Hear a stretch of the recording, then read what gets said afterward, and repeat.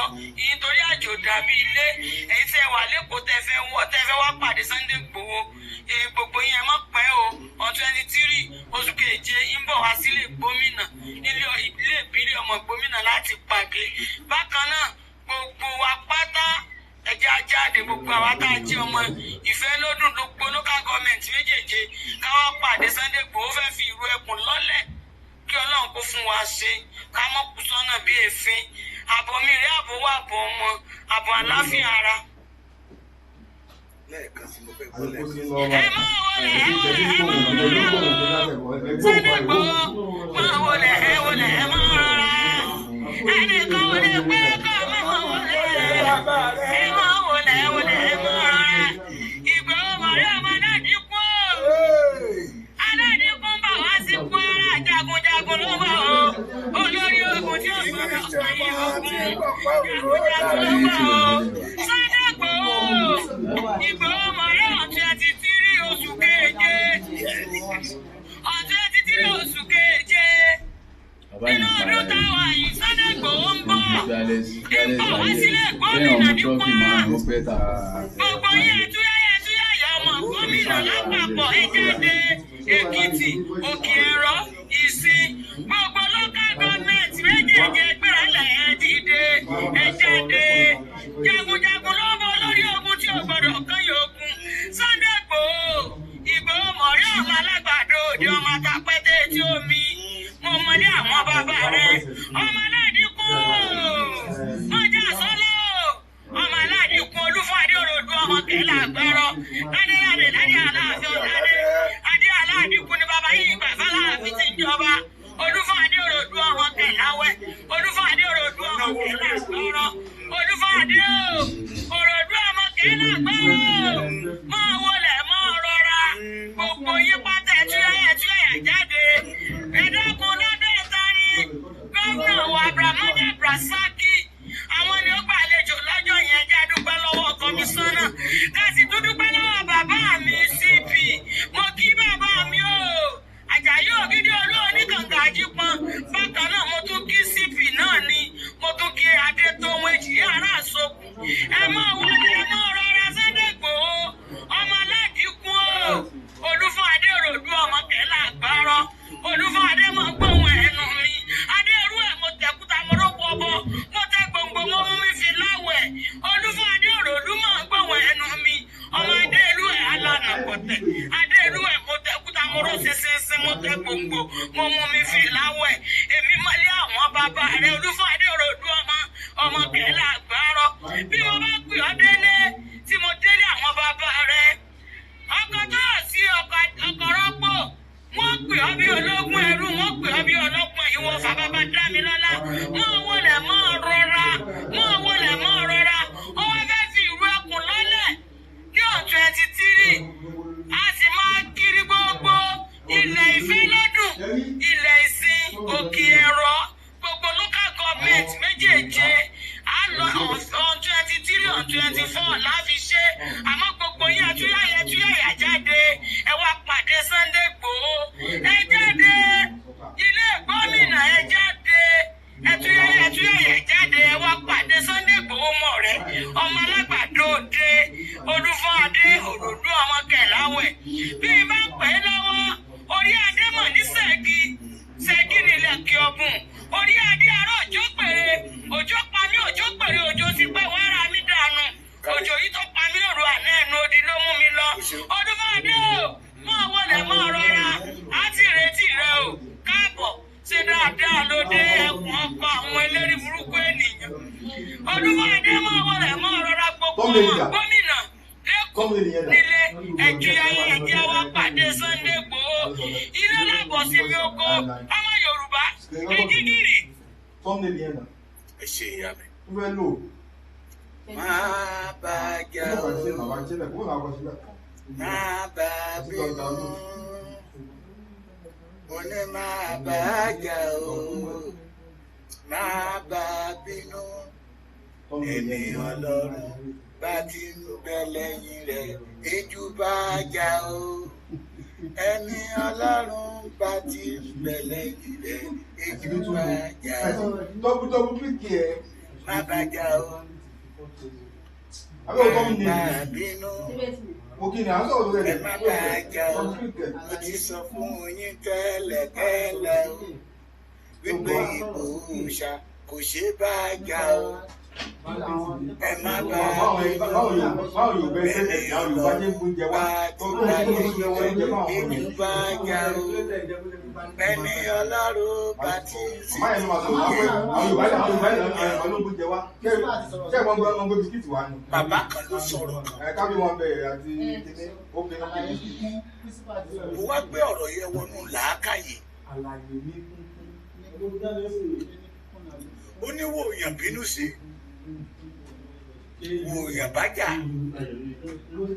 torí ẹni Ọlọ́run bá ń fẹ́ tẹ́ni bá ń bájà tẹ́ni ẹni tó bá ń bá ẹni tọ́lọ́run bá mi bá ń fẹ́ tó ń bájà ó ní kì í ṣe nìyẹn ló ń bájà mo ṣàwùkì ló ń bájà àwọn amáríkì ló ń bájà ẹni tó dá ayé àti ọ̀rọ̀ ló ń bájà.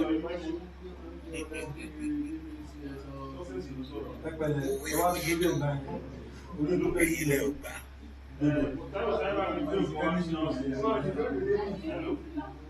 Àṣírí ti tú nìyẹn.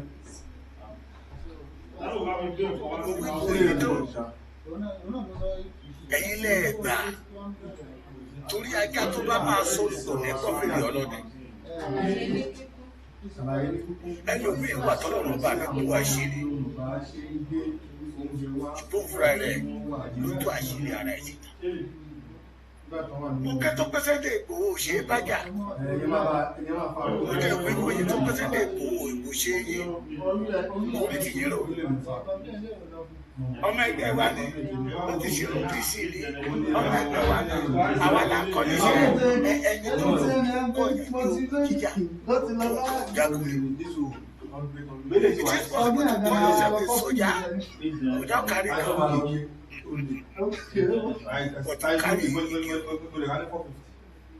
Ọwọ́ mi láyé yín máa lé sí. Ọwọ́ mi. Wọ́n náà kì í. Bàbá kẹ́kọ̀ọ́ mi lánàá. Bàbá kìkì let us be focused. Àrùn ló kó ara. Omi tó fẹ́ mú lóye náà láti mú àwọn ilé yóò ní nǹkan ṣe. iMac inú Mo ní bẹ́ẹ̀ nìkan. Mo ní kí mo fẹ́ náà ní pé kí ọmọ Yorùbá ó dá òtítọ́ mọ̀. Yàtọ̀ sí irọ́. Ká dá irọ́ mọ̀ yàtọ̀ sí òdodo. Kó ní kálukú àwọn máa mú ilé tó bá tẹ̀lé mú méjèèjì. Mo ní bàbá ẹ̀ mọ̀ pé pàdé yàtọ̀ sí kó. Ló yàtọ̀. Ẹ̀dẹ̀ mọ̀ pé ọ̀ríjínà yàtọ̀ sí fake. Bàbá yẹn níbẹ̀. Mo ní bàbá yẹn mọ̀ pé ọmọ ọkọ yàtọ̀ sí ọmọ àlè. Mo wá ní bàbá kí láti àkọ́kọ́ oríṣiríṣi ọ̀nà la fi ń dá ọmọ ọkọ mọ̀. Ní Ìlàjẹ, ṣé Ìlàjẹ yes. Bí ìkàlẹ̀ ṣe ìkàlẹ̀ náà ti Ìlàjẹ. Dàbí pé ìkàlẹ̀.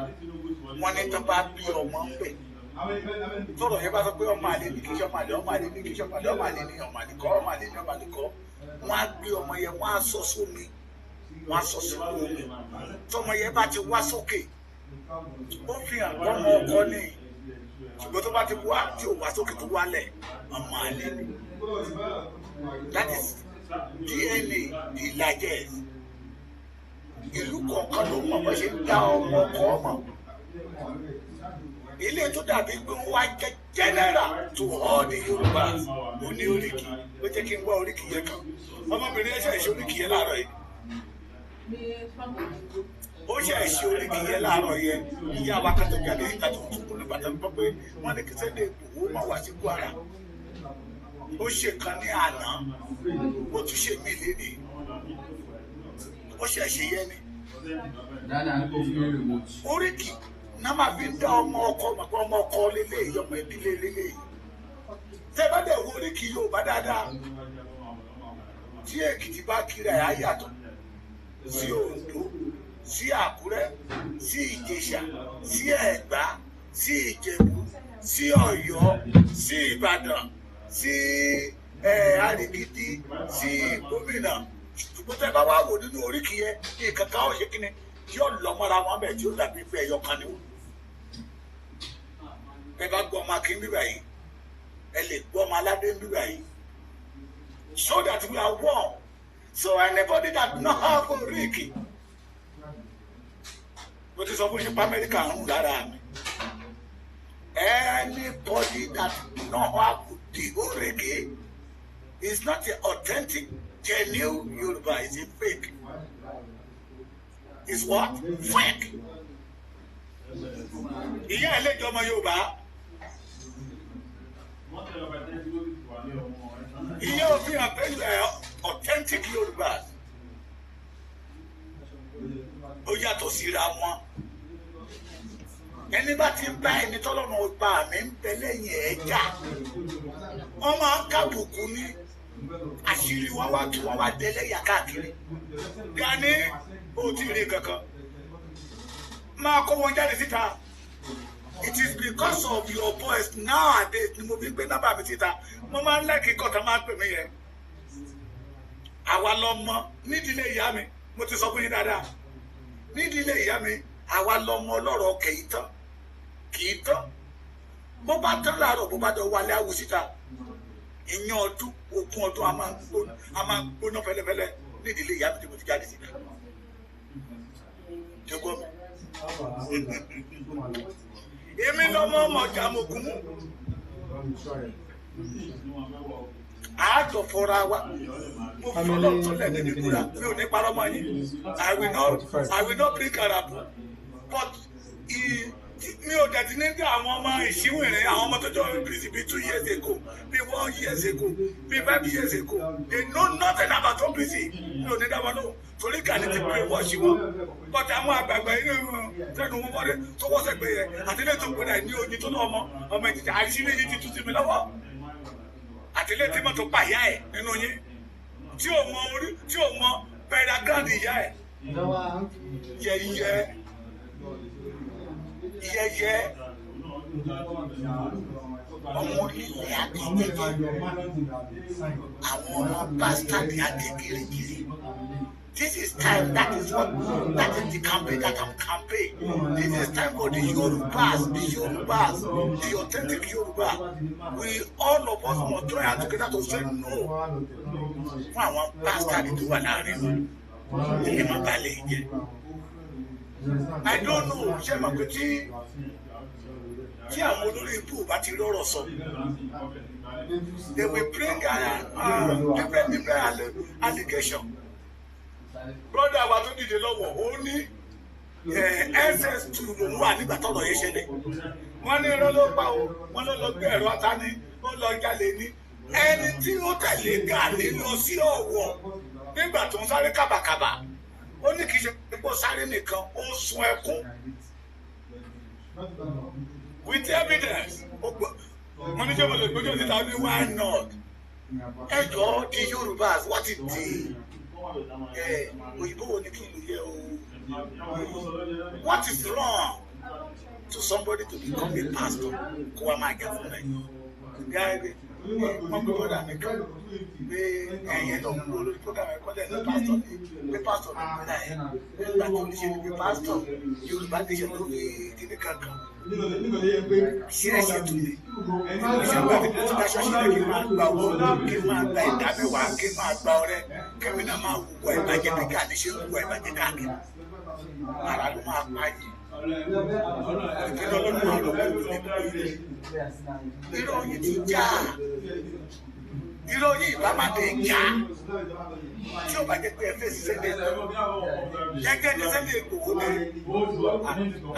àdúrà yóò rí ìṣọ́dà tọ́lọ́mù sí lẹ́yìn yìí àṣẹ àdúrà tẹ́ ń gbà láti jọ ẹni pé kí Sunday Igboho má wálé àti Sunday Igboho náà wà lọ àìtó náà bá bọ̀ wọ́n lè rí ìjọba òjẹ́ kankan. Sunday Igboho dé ní ìtọ́jú ẹni gbogbo wọn ààbò ìgbéyàwó ayé ìdí gbogbo ní ìtọ́jú ẹni gbogbo àbúrò ìlú ẹ̀kọ́. Àbí ìtọ́jú ẹni gbogbo pẹ́sidẹ̀nsì ti àpúrúfù ìlú ẹ̀kọ́ lórí ìtìbúrú lẹ́tí wọnú wàhálà. Ẹ kábàámọ̀ pé yìí níbẹ̀ bá máa kẹ́dára fún ọmọkùnrin ilé tí orí ti yìí lọ. Ilé bàbá jáde òkú OPC ti ní òkú OPC tí OPC ti ti ní lóko. I did not talk about the question. Níwèrè àti ìrìkò. Ẹgbẹ́ náà ṣe òpin sí Gani ní òkú. Gani tẹ̀lé kan lẹ́yìn ṣé ó ní òkú apààyàn. Ẹ béèrè lọ́wọ́ Gani òkú ló pààyàn.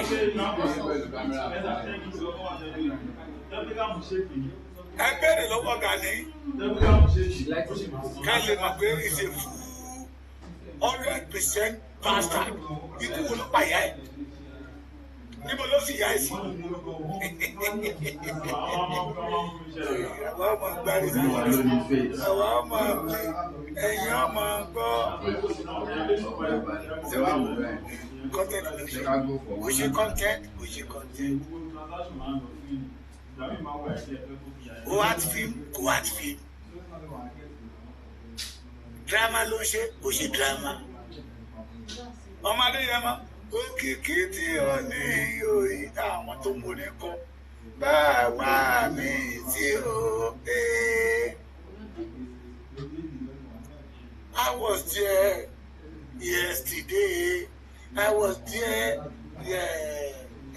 since Friday. We received lot of call saying, "Oh, please come to the Kwara State." Those people. America those people that say the governor Abdul Razak Rahman say you should not come there, tell a lie. Governor did not say that. Igbo, we need you come.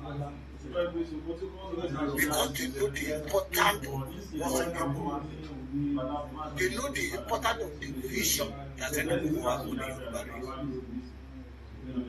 Wèrè yín múra bí a ti lọ sí àkókò pé fẹ́ lọ ṣe ọdún ọkọta ni. Ẹ̀yin arígídí ẹ̀rọdún ìṣàtúndì pé ọba yẹn wà lẹ́yìn ẹ̀wọ̀n náà ló bá kábíyèsí yẹ lọ́bì àìmọye ẹ̀mẹ́tọ́pá. Àwọn ọmọ arígídí ti pè. Ẹ̀ ń gbọ́ ọmọ àlè láyè láti máa fò ṣááyí ní èèwọ̀ Ako àwọn mọ́tò Ekumakolo. Move. See the comfort of Ààrẹ Ọ̀nà Kakanfò. We are moving to Arekede for the Okota festival. Ṣé Okota ni àbọ̀ Okota festival? We Okota festival. But Sunday Igboho is going to the Kwara because of insecurity. Our people there. Àní ẹ má máa fi òdòdó ẹ má máa fi àǹdàwé kó we the Yorùbá we must not allow Gani láti fi àǹdàgbà kó di lọ́wọ́ wa ìfẹ́ Yorùbá. No, let me tell you one thing. No, bí wà tọmọ Yorùbá bá ń jà tó bá rí wípé àjòjì kan fẹ́ máa yẹn ń jẹ ẹ̀jẹ̀ Yorùbá yẹn sì máa sọ̀rọ̀. Àpá ìjà tí wà tí wọ́n yẹjọ́ jà ìlú kan ládùn ní bíbá yìí lẹ́kìtì wà ń bíbá yìí tí ìlú méjèèjì yẹn bá ń jà kí àjòjì má dá sí kọ́ máa jà kó pútà kan ẹni náà ṣe pípẹ́ ẹ̀ rí torí àjòjì tó bá dá sí wọ́n á pa ìjà àti wọ́n á pèsè ẹ̀jẹ̀ pé kí ló kọ́ ẹ̀ ó lè jẹ́ orílẹ̀-èdè náà máa ti parí ìjà. Mo tọ́ yẹ kọ́nsẹ́tù gbọ́ọ́rọ́ wọ́n yẹ wá wá sẹ́tù lẹ́yìn ìgbà tó máa pa lẹ́yìn ẹ̀jẹ̀ tán. Bọ̀ tó bá jẹ́ wọn máa lé bàbá àpárá wọn kù ká máa pa wọn lọ́kọ̀ kan wọn. Irú ìwà bẹ́ẹ̀ ló wà lọ́wọ́ Gani.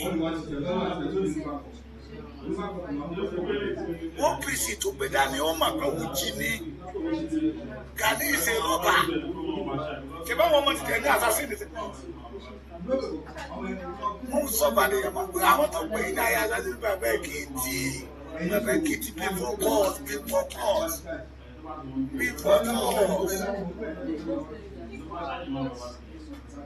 Peter Oye ni kẹjẹ ká máa. That is the talk of Omoko. That is why I say that all this ìṣíwẹ́rẹ́ tó jáde ẹjọ́ yóò bí sí ní 5 years ago.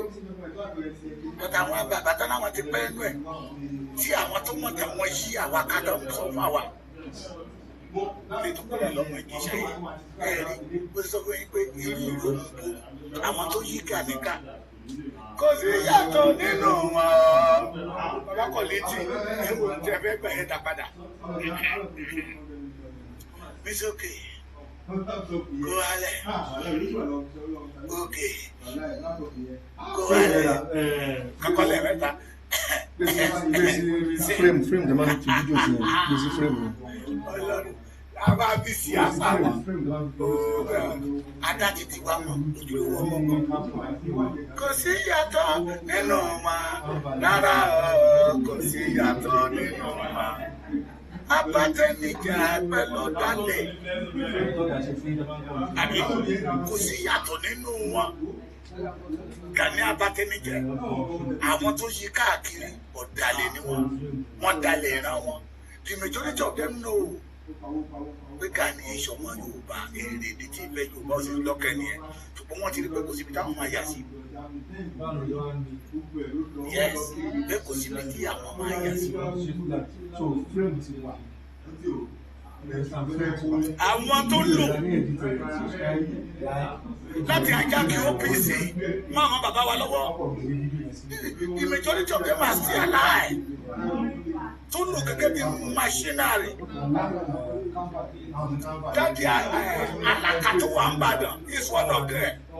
It is because that man have a contact with ṣé Lebanese ní àbáwọn China Gani ní kò kú ẹ̀wà yẹn ní àhá inú ní kò kú ṣẹlẹ̀ ilé ìwé ní kò ṣẹlẹ̀ wọn kò kú sí Gani lọ́lọ́run àpàpàǹdodo lára iṣẹ́ takuntakun tí Gani ṣe nílẹ̀ Yorùbá ni. Bàbá wa gbọ́dá ní kankan ọ̀nùrẹ́ bàbá yẹn òun lẹ́nu àkọ́kọ́ tí yẹ ṣẹ̀ṣẹ̀ tó tètè là wọ́n ránṣẹ́ náà ní ẹni bá ti fẹ́ ta Gani lẹ́nu àránṣẹ́ bẹ́ẹ̀ ní ṣe bí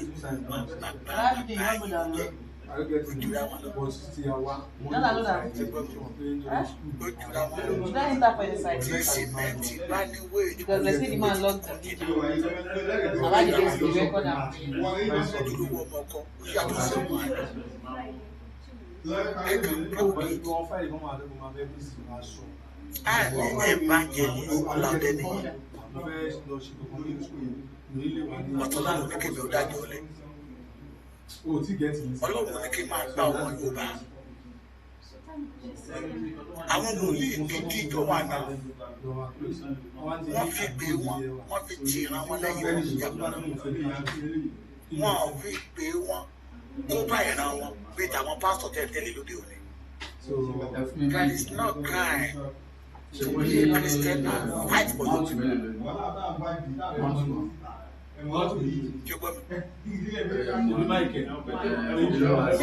Somebody that please come back. Campaign for democracy. You have to create of a warrior.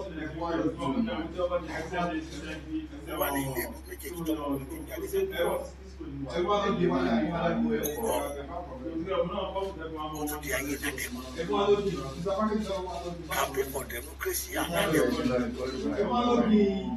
it is anything bad in it to say don't kill my people again. So pastor Olibado Kudule come up and fight you. I say it you. Ẹ̀yọ́ mọ̀ gàdí nígbà tí ẹ̀rọ lọ sọ gbogbo tẹ̀sán arabu ní sẹ́dẹ̀ tó ayé àṣàṣe ní ìkàtà gbẹ̀kẹ̀jáde sẹ́dẹ̀ tó gbàgbọ́dá tó sẹ́dẹ̀ tó sọ́kà yà lágbára ìjà gbọ́dọ̀ ìjà nílé kẹ̀kẹ́ tó kárí gbogbo ayé. Ṣé kọ́ńtẹ̀tì ni àwọn èèyàn ní kẹ́ẹ̀ ṣe ti tì í dírámà ní sẹ́dẹ̀ tó ṣe àwọn èèyàn ní kẹ́ẹ̀ ṣe ti tì í. Sẹ́dẹ̀ tó is one of àwọn assassination tí bàbá Bọ́lá Ahmed Tinubu lò torí pé owó useful ni àbí bẹ́ẹ̀ bẹ́ẹ̀ bí Gani bàbá yìí ṣe sọ́kọ́ nìyẹn ọmọ tó jẹ́ pé wọ́n ti nípa ìyá ẹ̀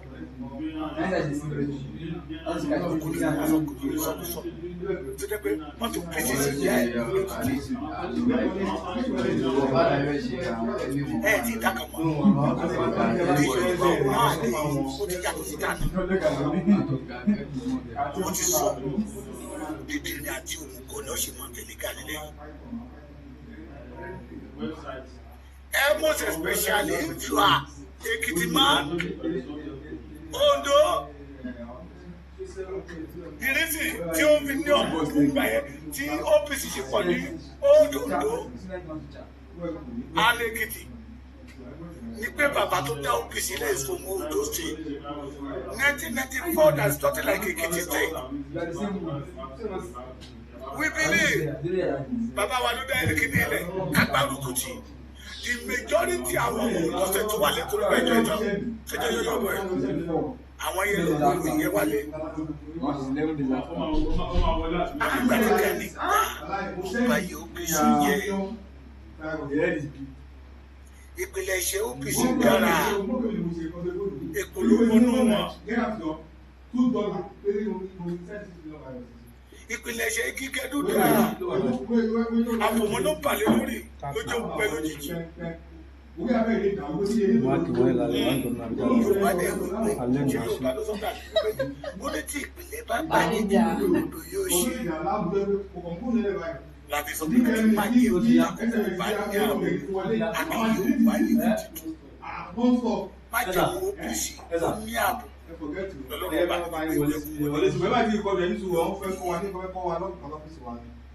Mo tún fi àkókò ìlú bàbá wa Prince Oshiboti bàbá Rasak Arugundade the third man one of our warrior mi ìrántí orúkọ yín mọ́ èyí tẹ́ gbé OPC dání tẹ́lẹ̀ sábẹ́ kejì OPC lọ́wọ́ this is time for you to have. Àṣírí jẹ̀mí ọkọlẹ̀ bàbá Arugundade ló ti yá tẹ̀lé òun ló kọ́kọ́ jẹ́ ká mọ̀ pé Gani ìṣọ̀mọ́ àríkìlẹ̀ torí kò sí bọ́mọ́ ṣe bá pẹ́ lájò tí ò ní malé bàbá ẹ̀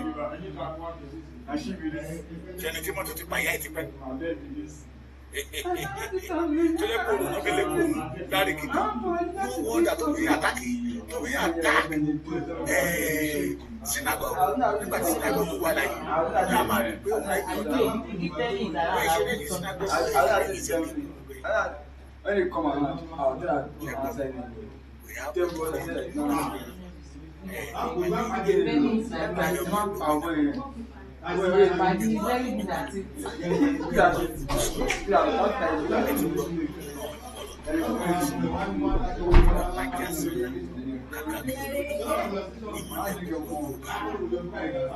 ààrẹ mọ gbogbo balẹ̀ kó tó jí tí ó gbogbo ìgbéraga kì í ṣe pé kò ní àgbàdá májàdá kì í ṣe pé kò ní àgbàdá gbogbo ìgbéraga gbogbo ìgbéraga kò lè jọra ẹ̀ lójú tó lọ bọ̀ pé ìgbéraga ọmọ mi kí ọlọ́run wọ́n jí lọ sí àgbéraga ni. Àbẹ̀bí jẹ́ni ṣe ní jẹ́ni wọ̀pọ̀ àbẹ̀bí tẹ́mọ̀ ṣe tẹ́mọ̀ wọ̀pọ̀ àbẹ̀bí tí a gbá rere ṣe tó wọ́n lọ́ṣọ́ṣọ́. Èyí wọ̀ ìgbà ìdí àjọba náà ni. Tí wọ́n bá ti wà lára àwọn tó sọ pé ààrẹ àtàkàkà tó ń bá wọn ṣe lóògùn ọ̀fẹ́ yẹn máa gbé odinú omi wò. Ọbẹ̀ yẹn máa gbé ọdẹ inú ilẹ̀ nínú sàárè ìríkòrí tí yìí lò. Gani yìí ń dá sí ọ̀rọ̀ tí ò bá ti lóye owó náà ni àìmọye àwọn ọmọ tó lò. Mo ní gbogbo tó yẹ dáadáa tí mo ṣe ń pamọ́. Àti àsìkò láyé tó dẹ́ pé ń lọ̀yàn lọ́wọ́ gbà ní Òkìjọ. Ní Kòròdú. Àdílé tó ń fi ṣe àrẹ́ǹtì ní oníjìbìtì. Gbogbo àwọn tí àwọn tó ń fi lẹ́yìn ẹ̀ tájọ́ dámàrà àmàrà àwọn kìlọ̀ kì sí yẹ láti mọ sábẹ́dá wa gbà yìí ní ìgbéyàwó ìyá ìwé ẹni tó dá ẹgbẹ́ lẹ̀ ní almost 140 something. ṣùgbọ́n ẹgbẹ́ tẹ dálẹ̀ náà. àti sọ ti bẹ́ẹ̀. tó fi dàbí pé lẹ́nu ìgbà yẹn ní Ọ̀ṣun. ní Ọ̀ṣun. kẹ̀kẹ́ mo sọ pé there is nothing like Èkìtì dáadáa nígbà tí bàbá fẹ́ dé Ṣèfàṣẹ ń dá OPC lẹ̀ pé bàbá wa ló dálẹ̀ wọ́n pọ̀ wọ́n lọ sínú ẹ̀ kí má jẹ̀mú yẹ tó wá yẹ nígbà tí èkó wọ̀ ní wọn nígbà táwọn náà wọ sọ fún wọn tẹ́lẹ̀ kí àbámọ̀ wọ̀ ní wọn ẹ̀mú ìfọ ẹ̀mú àbámọ̀ máa fún wọn Gani ni Ganiyu Adamu lórúkọ ẹ̀ wọ́n tẹ̀ tún ṣe to the extent àwọn yẹn túlẹ̀ nígbà tó yìí láyé nàmínà lẹ̀ Ganiyu Adamu 56 tó ń pariwo yẹn pẹ́ mi sọ fún yín mo ní mo mọ̀ dáadáa kò pé 56 ó lè tó jà tó lówó lówó kọ́ mi tó dé kankan máa ṣe kéèyàn máa dọ̀bálẹ̀ fún kábíyèsí Oòduà bíbó ṣé wọ́n tọ́ mọ́ Oòduà ní ọmọ àlè ìwọ ló dá OPC lẹ́ni the history of Ààrẹ Ọ̀nà Kakanfò mo sọ fún yín di agbára Ààrẹ Ọ̀nà Kakanfò dé Èkìtì I repeat it when the Aláàfin Ọ̀yọ́ Ọba Lámídì Láyéwọlá Adéyẹmí third ikú bàbá yèyé ọmọ ikú tí kú ò gbẹ́dọ̀ pa ọmọ àrùn táwọn ò gbẹ́dọ̀ ṣe àdábà lé àdábà ògo bàbá ló kọ ṣe kọ láìsí àbíkílẹ̀ kọ máa ló kọ máa ṣe ẹ̀ bàbá yà fi ń gbowó ní tiẹ̀ ó fi ń gbowó bàbá gan mọ̀ pé agbára Ààrẹ Ọ̀nà Kakanfò kò dé Oǹdó kò dé Èkìtì ẹgbẹ́ ìtumọ̀ Ààrẹ Ọ̀nà Kakanfò ẹgbẹ́ ìtumọ̀ Ààrẹ Ọ̀nà Kakanfò ẹgbẹ́ kò má dàbí pé bàbá Èkìtì bàbá mà kàn má àtàkì Sunday Igboho sẹ you attack Sunday Igboho ó dára lọ́wọ́ oṣó ilé oṣó oko ó dára lọ́wọ́ àjẹ́ ayé àjẹ́ ọ̀run ó dára lọ́wọ́ àwọn emèrè ó dára lọ́wọ́ ọkùnrin lọ́wọ́ obìnrin lọ́wọ́ gbogbo ilẹ̀ Yorùbá because gbogbo àwọn alágbára ilẹ̀ Yorùbá tó ti lọ wọn wà lẹ́yìn Sunday Igboho pé n tó ṣe yẹ kó tó àwọn nígbà tó ń gbọ́ pé Sunday Igboho ẹ̀ẹ́mẹ̀ yà wọ́n tó ti fẹ́ ní apatẹ́sẹ̀ tọ́pọ̀ oníkẹ́jáde ìta tó sùn lọ nígbà tí gbọ́ pé Sunday Igboho tí gómìnà sọ pé òun ò sọ bẹ́ẹ̀ ọkàn wọn balẹ̀. Can they do something like that to Gani? You Adamu wọn ní Gani Adamu wọn ní bí orin ẹni kúrò ẹgbọ́. Ààrẹ Ọ̀nà Kakanfò olórí ìpátá Ọ̀yọ́ ni ṣẹ́gbọ́ tẹ́lá àrùnṣà orí òkú Gani lẹ́ka ọ̀sọ̀ọ̀sì lọ káwọn sọ pé bí àgbẹ̀sí padà wà mí lọ́kàn. Ààrẹ Ọ̀nà Kakanfò olórí ìpátá Ọ̀yọ́ ni. Tẹ́ bá ti ń pẹ́ máa kọjá sílẹ̀. Ẹ lọ ṣèwádìí ẹ̀ dáadáa. Tọ́lá sọ pé ọ̀gá àbúdá wa ti lọ sí ọ̀nà Ìlọrin. Oṣù Olágàrí méjì kan wá sọ. Ẹ̀gbọ́n ẹ̀gbọ́n yìí ẹ̀ so that ilé dára òjò gíre ọ̀ṣọ́ọ̀ṣì olórí ọ̀gbìn.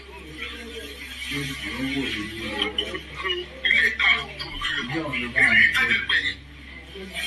Ọmọ yóò di òkúlé ni kódà ọmọ ọwọ́ ilé ìsà ó ní ìyàwó rẹ̀ tó fẹ́. Olóòtú ọ̀rọ̀ mẹ́sùn ti tó orí ogun káàdì nílẹ̀ kálù tó kéde ọ̀sọ́ọ̀sì lè ní lọ káwọn sọ pé pé 7,000 years ago Ààrẹ Ọ̀nà Kakanfò olórí ìpátá Ọ̀yọ́ ni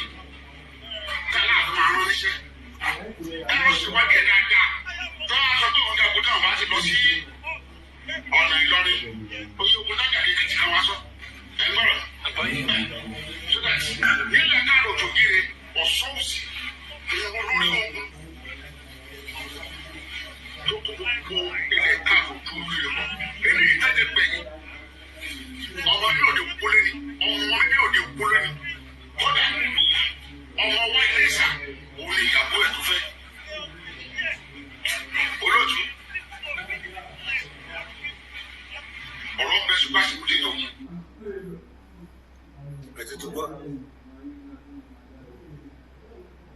ṣé kí n pè é lẹ́ẹ̀kan sí kẹ́ ẹ gbọ́ dáadáa. Ìpátá tọ́ọ̀gì ní oyè tọ́ọ̀gì olórí tọ́ọ̀gì Ààrẹ Ọ̀nà Aláàfin Ọ̀yọ́ ni Aṣọ́bodè ti kílíà ọ̀nà fún Aláàfin jíǹde léde agbára òde dé Èkìtì kò tó ń tó àtẹ̀tẹ̀nu wọn ti pẹ́ nítorí kan bá sọ pé ààrẹ ó lè ní ilẹ̀ Yorùbá àwọn olóyè méjì náà máa ń lo ibà fún Báṣọ̀run Balógun Ọ̀túnba ló jẹ àwọn ìlú àwọn ọba àmúgbò kan náà ọlọ́dà ìkíni Ìlọrin jẹ́ Ọ̀túnba àwọn ọba arédèrèdè tí ń fún ní 10,000 tó ń tẹ̀lé lẹ́yìn kiri àwọn ọba tó jẹ́ pé olè náà làwọn náà èèyàn jalè ó gba ẹ̀tọ́ lọ́wọ́ àwọn bàbá wa ó ba OPC jẹ́ ẹ wá ń gbé kẹ́kẹ́kẹ́kẹ́kẹ́ káàkiri ó lẹ́tí gbọ́ yẹ o táwọn ọmọ Èkìtì bá sọ wípé the title of Ààrẹ Ọ̀nà Kakanfò kò lẹ́sẹ̀ lẹ́lẹ́ Èkìtì